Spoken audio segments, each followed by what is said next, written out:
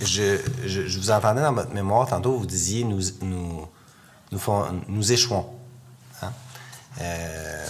Vous êtes très dur avec la situation du français collectivement. Alors, je note chez vous et chez le Mouvement Québec français l'importance et l'urgence d'agir face au déclin du français.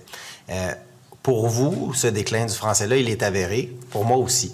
Comment est-ce que vous qualifiez le fait que certaines personnes qu'on a entendues ici, en commission parlementaire ou dans la société civile, mettent en doute qu'au Québec, il y a un déclin du français? Je pense que ces gens-là ont tout faux. Je pense qu'ils nous mystifient. Je pense qu'il y a un consensus scientifique évident quant au fait du déclin de la vitalité démographique du français. Le français régresse. Il régresse partout au Canada. Les communautés franco-canadiennes, acadiennes perdent des joueurs d'année en année. C'est assez dramatique. Et au fond, les tendances lourdes sont là.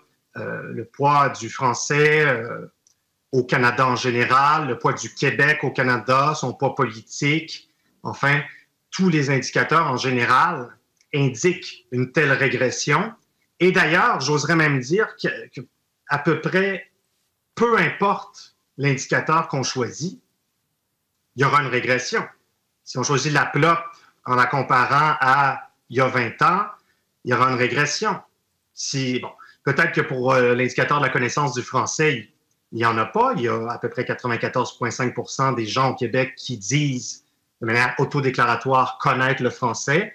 Mais ça, on sait bien que c'est une donnée passablement arbitraire.